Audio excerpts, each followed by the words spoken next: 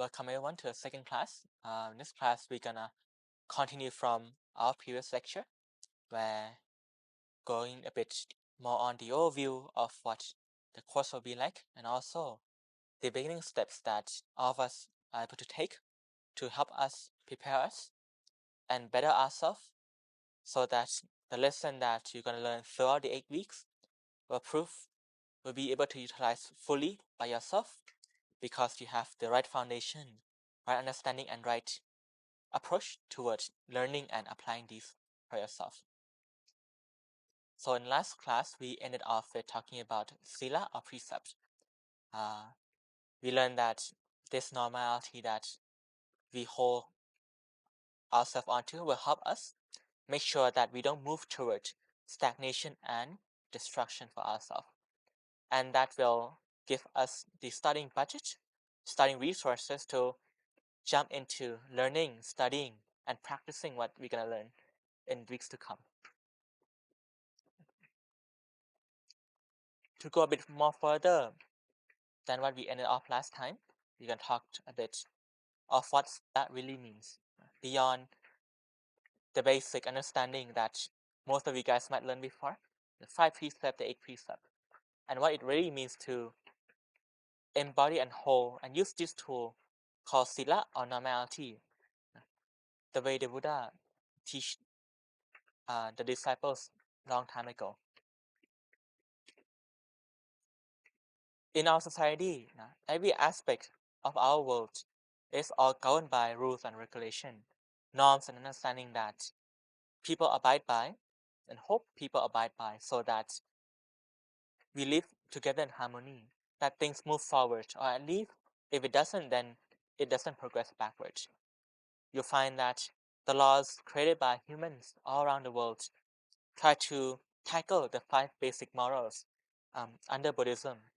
No killing, no hurting other people, not using your physical body to harm yourself or other people. You see that the law itself reflects that in its pure form of manslaughter or killing, and its deviation in harming other people, battery and assault, and other forms of violence physically. Secondly, taking things that's not yours. Also, a branch of using your body in a destructive way, where we want to reserve not only the position that people find it difficult to attain, and also the peace of mind that people don't take up arms, don't collect weapons, or be wary that someone might break in. And that helps people not look forward to having to arm themselves, having to build themselves out for maybe a possibility that they have to confront someone to create harmful destruction toward yourself and other people. That action might be for self-defense or otherwise, but if we don't have that worry in the first place, then I believe that the world won't have to come to that dilemma. Do I harm other people for my own sake or otherwise? Thirdly is, again, sexual misconduct. Jumping off from the topic peace of mind that we talked about in the second precept, having sure that your loved one, your partner, is faithful, or rather, there's nothing that happening behind the scene. Let's give you assurance that in front of you or behind your backs, you have nothing to worry about. You can go through with your life fully confident that life will be as expected. You can focus on your job, on your study, on your work, on upgrading, developing yourself without this voice nagging behind you. That comes from the mistrust you might have in someone close to you, or rather, the worry that we have when we do something wrong, the guilt, the shame, anxiety that we might have done in the past, even if it's a misdemeanor, a small misconduct, but we worry that society might abandon us, might look at us differently, might be outcast.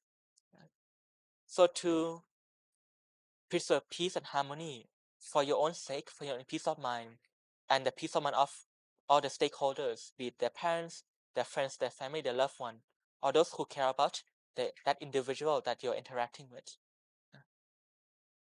The third precept is instated so that chaos doesn't ensue. Peace of mind is preserved. The first precept is about how we utilize our speech. Commonly in our laws, we value honesty and trust in the court of law. We value trust and honesty in the court when we go for stand up there as a jury or defendant or prosecutor. Many countries punish people on not being faithful, not being truthful in what information they presented.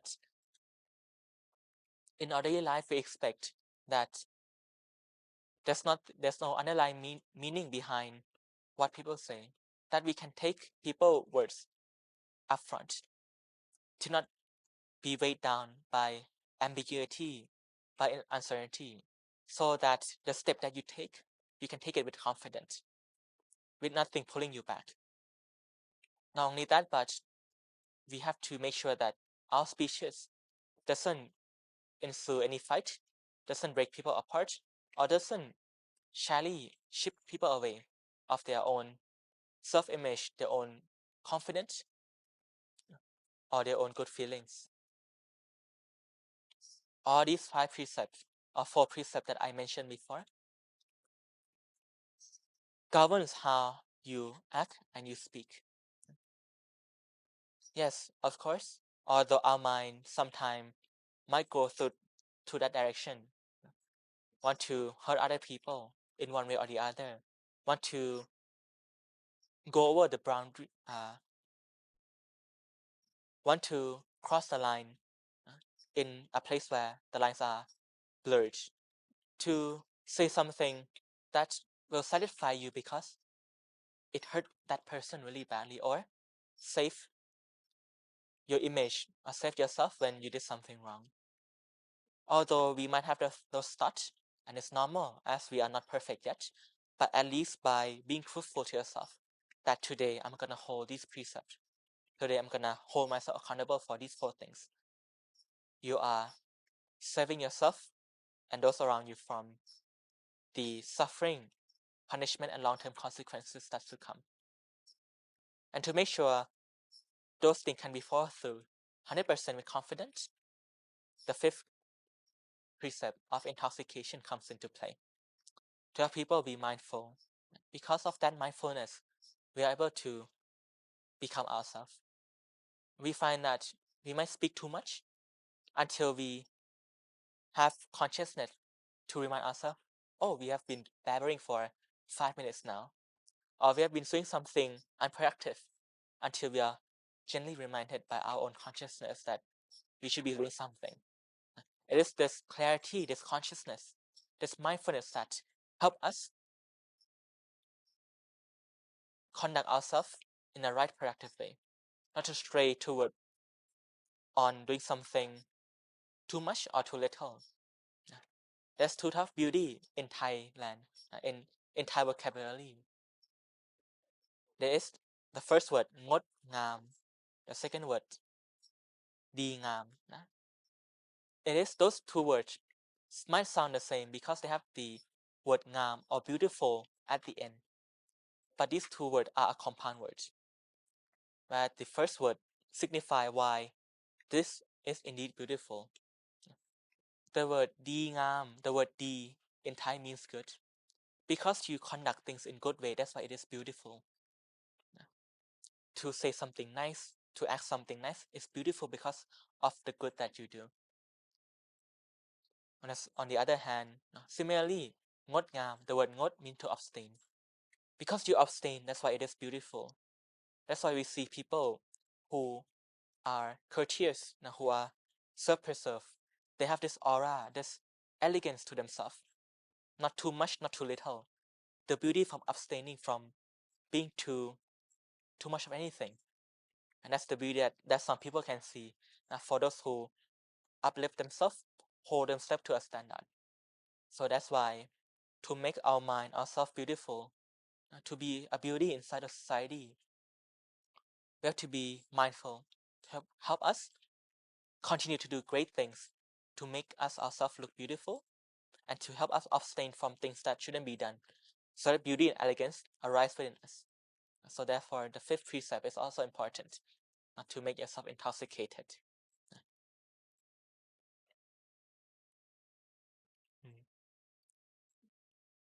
The way we will use this information, apart from the moral standard we put for ourselves, is every time before you go out to work. In Thai, we have a saying, a tradition where we say, precept will protect you. Before our mom, our dad go out, or, or before we go out, newer generation, our grandparents would always want us to take precept, to remind ourselves of the precept we're going to hold today, to say it out loud so that we can hear it for ourselves. And they say, this precept, this sila, is going to protect you. From when I was growing up, I understand it one way. I understand the way maybe all of you guys understand right now, is that, sure, if I don't do these 5 things, then I'll be safe. And I was right, and you're right to presume that. But there's a deeper meaning behind it. When we take an oath, or rather hold ourselves accountable, it's like being born anew. You're a new person now. No matter what you have done in the past, we let that slide. We put it aside for now and focus on this new person, new you that you want to hold yourself accountable to. We become reborn every day, every day. Every time you want to hold the 5 precepts, you make that vow to yourself. You are a new person, a fresh sheet. And from that, the state of precept arises, sila arises. If you have a keen sense of your mind, you can feel the purity that arises from being truthful for yourself. That I'm going to hold this 5 precept or 8 precept. And it is this purity that in the beginning is very small. It might be a little bit inside yourself that you can feel. But as long as you're cautious, you're every day that today I'm going to be a good person, a pure, a kind person, this purity grows and grows. From a little speck inside the center of your body grows to cover maybe your upper body, your lower body, or your entire body. You feel that this is me, that this good feeling, this purity becomes me. And as you focus, you continue to preserve this purity, preserve this oath, this truthfulness you put upon yourself. It grows and grows. Every second that passes by, it will clean, this purity will clean the pollution inside your mind, allowing the bad thought to subside, allowing the thought that pushes you, prompt you toward breaking the precept, or even not breaking it fully, but almost breaking it. It will help you be mindful in that regard, to quench the pressure that comes up to push you toward those bad actions. And we allow this purity to grow every day, until it becomes so big that it covers your entire body. If you were to stand up right now and make like a T pose, this purity will cover from the tip of your left finger to the right of your right finger, to the top of your head to the tip of your toes. It's going to be this sphere, this aura, or this ball of purity that will protect you from inside interferences and outside interferences too. This purity will also help you become mindful, confident in your conduct, that no matter what you do, nothing bad will come out of it. You don't have to worry about what's to come, the consequences of the future, because everything that you do doesn't bring about suffering, punishment, consequences, or future long-term disasters, but rather happiness, confidence, treasures, and all the happiness, desire, fulfillment that you wish for yourself. This will be a great foundation for you, so that every day, at least we don't get polluted, we don't get wavered too much by our job, our friends, our family. And when you have the time, the also fresh pressure time that you have to come study, the wisdom, then you're able to be fully absorbed the information, able to understand clearly of what the lesson really means. Because your mind is clear, bright, unpolluted, so that it can have some space to take in this information, to absorb it, to understand it. That's why in this first few lesson, we're gonna focus on the prerequisites, the foundation that you should, are tools that you can use for yourself, so that these are the benefit that you can utilize in the 8 weeks to come.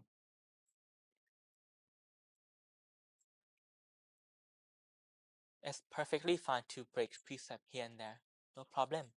Or even if you don't break it, but you feel dishonest, untruthful to yourself, doesn't feel good because it's not to the standard that you put to yourself. Sure, you might not steal, but you thought of stealing. Sure, you might not lie, but it's not telling the truth fully. Sure, you might not kill someone, but you did hurt someone, something, some animal. And that a bit of misconduct really rub you the wrong way. When that happens, it's okay. We sit down, cleanse our mind, and make that resolution once more. That you know what? From this moment onwards, I'm gonna be a new person once again. My mistake of the past, I'm not gonna forget it. I'm gonna learn from it. But I'm not gonna make it part of me. I'm just gonna put it aside, take the hidden gem that I got out of it, the lesson that I learned from it, and make myself more valuable today. I take the vow in the morning. I broke it before lunch. Now after I have my lunch, I make the vow again. Now I'm a new person once more. So let's keep the streak going until you can beat the next second, the next minute, the next hour, the next day, the next week, month, years, and so on and so forth. So be gentle to yourself. We are all here just kindergarteners. Don't think too much of yourself. Now babies, they walk and they fall, but strong ones, they get up and they walk some more, so that they can fall some more, and after a while they will be able to stand on their 2 feet without needing anyone's help.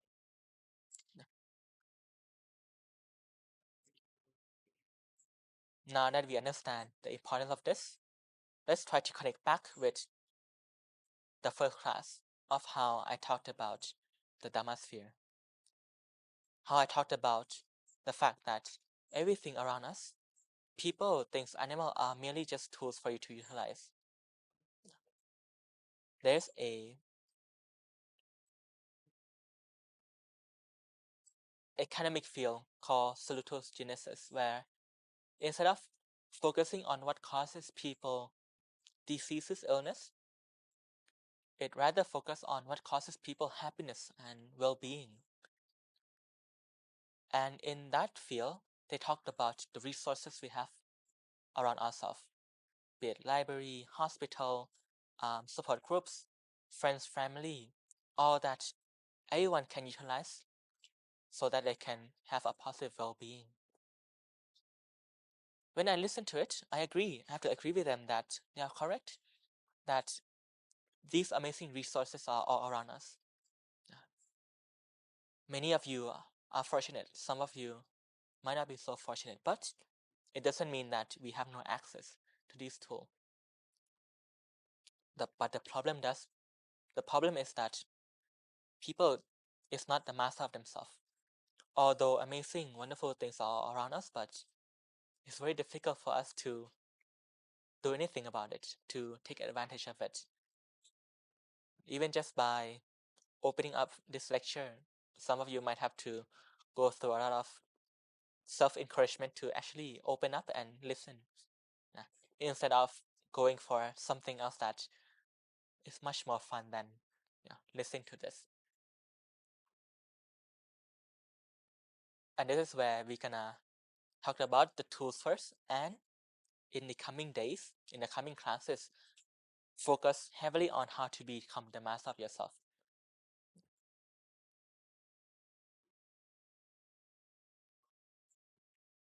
The tools that we have around us, we have to be able to differentiate them first, so that we can use them correctly and effectively.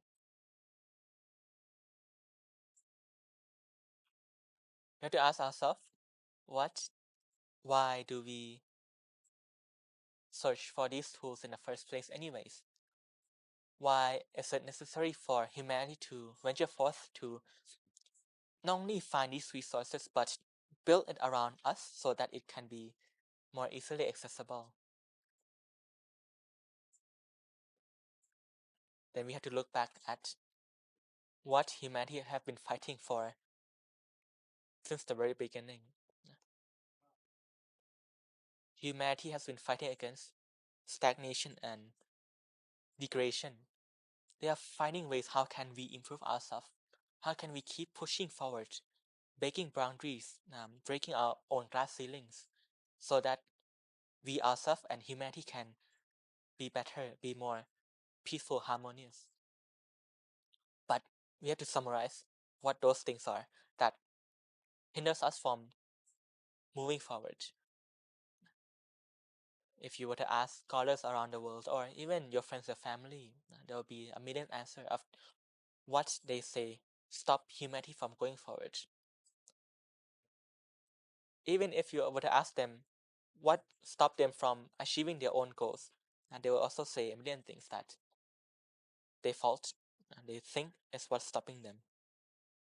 Mm. But the Buddha did summarize it for us. He said that if we were to boil things down to its simplest form, it's just merely problems and obstacles that we face throughout the day. And he even elevate further that problems are many things that you don't know. The main issue of problems is that of this not knowing that we have, or of this knowing things wrongly that causes problem. That's why whenever there's problem, you have to find solution, find answers to make unknown become known. And the biggest problem, the Buddha said, is the fact that we don't know what we don't know, and that we don't know that we don't know too. It's this not knowing that governs us every step of the way, from the early days of humanity now to the present moment. We might know a whole lot of things more, things that we can't see, we can't touch, things that are millions of light years away from us, but there's still, we don't know yet how much things that we don't know too. And secondly, nowadays there are many things that we know, but although we know that it is a problem, we can't get over them. We can't we can't um, dismantle the obstacle. We can't overcome it. And that's also something that hinders us from moving forward. So to fix that, the Buddha emphasized on two main things. He said that, well, if not knowing is the cause of our problems, then the easiest way is to find someone who knows, to find answers, to make unknown become known. That's why he praises wisdom as the number one virtue. That's why he praises and he encourages everyone to be wise, to venture forth to find wisdom in things that will benefit them, will help them maneuver through life. But he said to be able to be that person, you must rely on the one who knows. It can be our friends, our teachers, our parents, library, books, resources, both outside and inside ourselves, he said. And for obstacle, is that we don't have strength, we don't have capacity, or proficiency to do so. That's why we rely on those with authority, with power, the one who's capable to help us overcome the obstacle. And that's it. He said if you can find that person or persons that is the one who knows and capable, then your life should be a lot easier. At least, although it might not liberate you right away from the suffering that you might be facing, but the way forward is clear. You find that from a state where things are blurry, are blank, intangible, nothing can be grasped. Then there's someone who sit down next to you to tell you, to highlight to you that these are the problem, these are the way out, you find that your life are able to start to move forward a little bit. That from darkness there's light, there's something tangible to grab onto. As you go journeying forth step by step, you'll find that there will be many obstacles, but if you have that person with you, someone with you that will help you overcome those things, those challenges every step of the way, then you have confidence that not long, not too far away, you'll be out of this mess that you're in. So therefore, our resources outside have to separate. Are those the one who knows for us, or the ones who's capable? It can be things that is alive, or like people, or animals, or things that's not alive, like things, books, resources. It might seem like a huge ordeal when we find ourselves in a situation where we are bombarded and covered with problems and obstacles. And it's often the fact that we feel if we don't do anything about it, then we're gonna be stuck here forever. That might be true if you want to make it hard. What does it mean? It's mean of how people in humanity utilize tools and their understanding of it. We are brought up in societies where we have to fend for ourselves, meaning that if you don't do it, then well, you're not gonna nothing's gonna happen. Your career, your family, your friends, your love life, everything. If you don't do it, then you won't get it. Although it's true, but what people don't realize is that their capabilities and knowledges are very limited.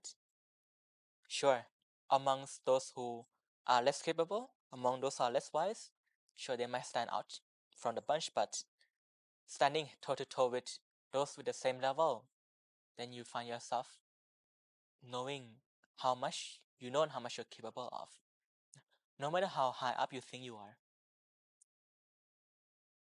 But as we go through life, we get burned out because you have to keep on competing, throwing yourself into the real world just to fight among one another. The Buddha teaches us to leverage ourselves by teaching us how to properly utilize the tool. And the first thing he does is to separate the user from the tool itself and to highlight the tool and its properties. So an example I love to give in this meditation retreat is an example of a water bottle, where I ask participants, what can I do if I want to make this water sweet? All of them would obviously say sugar. If I ask them if I want to make the water salty, what should they do? And they say, well, put salt in it. Now the true question then comes. Is it me that causes the water to be sweet, or rather the sugar itself that causes the water to be sweet? And this perplexed many people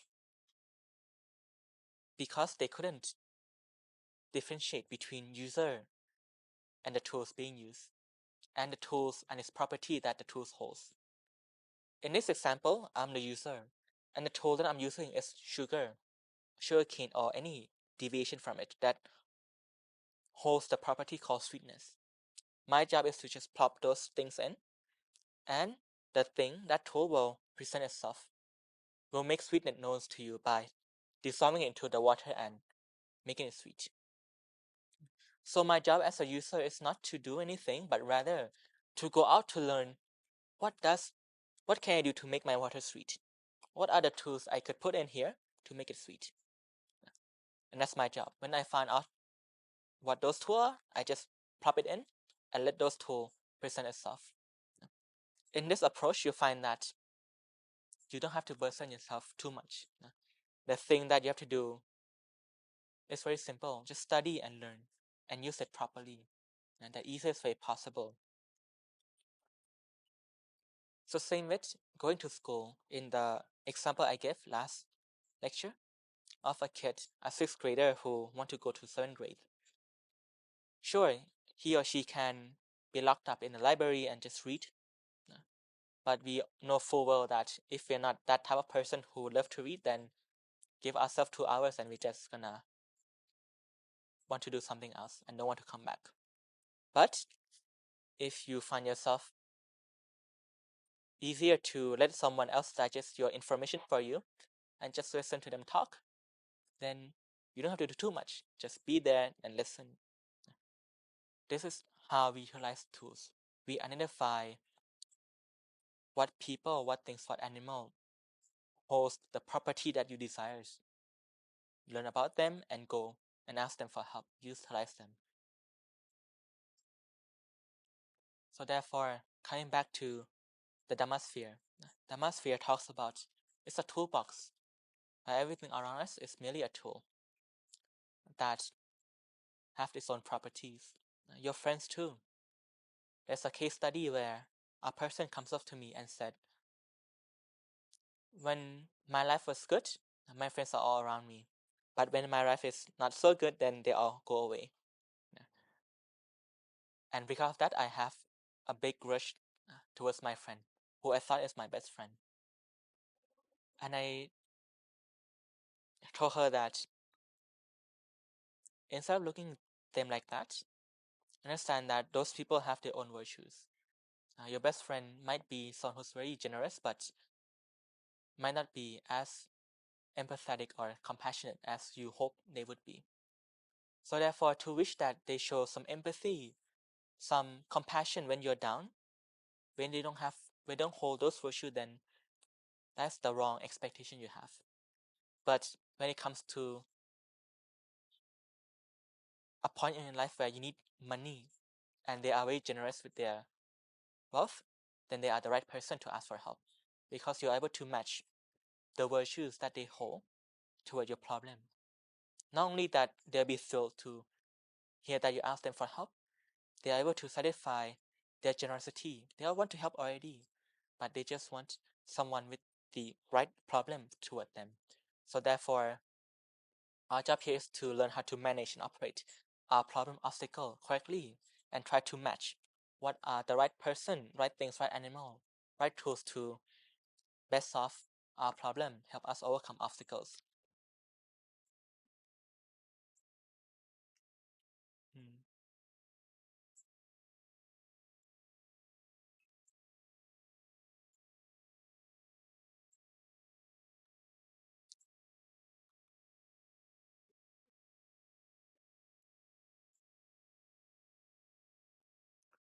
One more,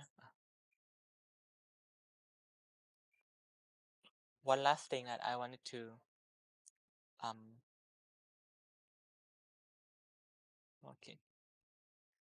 One last thing that I want you to learn how to utilize, something that you all been doing every day already, is to utilize the same pleasure that you are indulging in every day. Things that you see, you taste, you touch, you hear, you smell. Those things that you find happiness in, those are really amazing, because if it's not good, then you wouldn't waste your money, your time towards it. If it's not truly good, then you won't spend your hard-earned resources on it. But how can we make it not bleak, make it something that we can elevate ourselves to? One way to do that is to look at it as merely tools. Let's say, for example, you enjoy a type of music that gives you hope, gives you encouragement, gives you a sense of security. You indulge in those musics because it's something that you want to solve for yourself. But to not make yourself become dependent on those music, or to not make those music become bored or stale to you as you continue to use them for weeks and months, and to be more self-independent, what we're going to do here is that we're going to listen to that music and feel the security, the sense of security that we gain from listening to music, and try to hold that feeling on while you're listening and after you have listened to it. You have to be able to catch the key point here. We indulge in those things is the reason because We want to get that feeling of happiness, of security, of joy, happiness, wide open, or any positive feeling that makes you glue to those activities. It's not the activity that you love, but rather the feeling that comes from it. So therefore, if you love to watch movies, love to look at beautiful sunsets, love to walk in a park, go ahead. But tell yourself that, oh, these are just tools. I'm walking in a park right now so that I can bring up the sense of seclusion, peace, quiet, tranquility, calmness. And that's what I'm here to gain that feeling. And I'm gonna learn about it, gonna hold it, gonna nurture it, so that as I leave this place, this feeling will remain with me. If one day I have no access to the park anymore, I can close my eyes and think of the time when I walk to the park at night, and this feeling will come up to help you feel at home once more.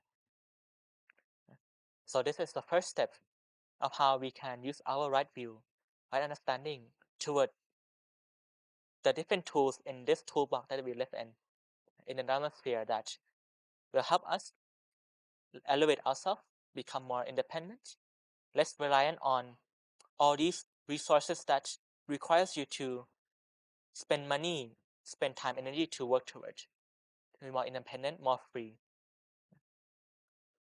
So I hope that you guys learned something from this lecture. And if there's any question, please do write it down so that you have something to ask. If not, then you'll forget. And finally, your wonderful question will also be something that many of our peers also have in mind, but cannot put into words sometimes, or don't have the confidence to ask, or some might not even think of it in that way. So therefore, your gift of curiosity will then shine bright into other people's mind too. Thank you very much for listening, and I'll see you next class.